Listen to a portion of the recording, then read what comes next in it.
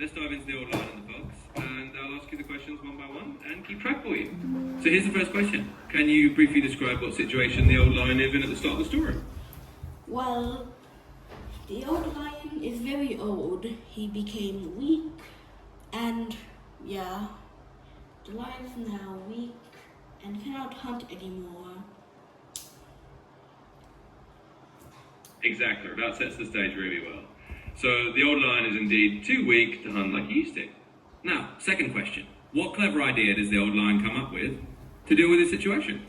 Well, the old lion decides to pretend to be sick, so the animals will feel bad for him and will go visit him, and with that, the lion will kill them or just eat them.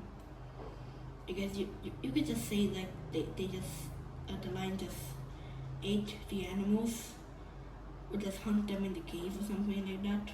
So yeah. Exactly, that's the lion's sneaky plan. He basically fakes being ill so that the other animals will come to him out of sympathy, and then he can just catch them easily. So here comes the third question. How do the other animals start to realize that something might be wrong or suspicious about visiting the lion?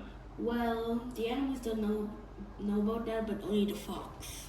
So yeah. Absolutely, you've got it. It's really the fox who catches on to what's going on. All the other animals just walk right in. Now for the fourth question. What exactly does the fox notice that makes him suspicious and keeps him from going into the lion's cave? Well, because footprints only go inside and not outside. Exactly, that's the clever clue the fox spots. He notices that all the footprints lead into the cave, but none come back out, which is a big warning sign for him. So fifth question, what does the fox do or say to the lion after noticing this? Well, other foxes like the fox doesn't come in and just have like a quick chat with the old lion and just left. So yeah.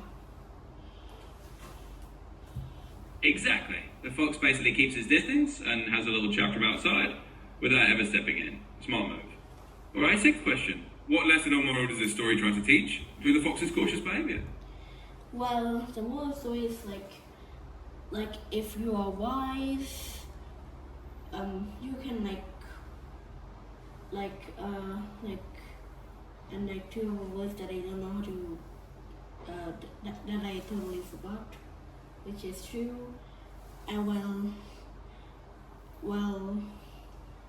you won't get to be deceived, something like that. You can probably describe the whole thing, that I'm trying to say, because most words I can remember since the new words might be new to me, so yeah. But spelling, I would say, kind of easy or something like that. So yeah. Absolutely, I get what you mean. The moral of the story is basically that if you're wise and observant, if you keep your wits about you, you won't be easily deceived. So the book shows that by paying attention to those footprints and thinking carefully, you can avoid a trap. Alright, seventh question. How does the lion react when the fox doesn't come inside? Well, I would say the lion is the lion didn't really have anything to eat, so yeah.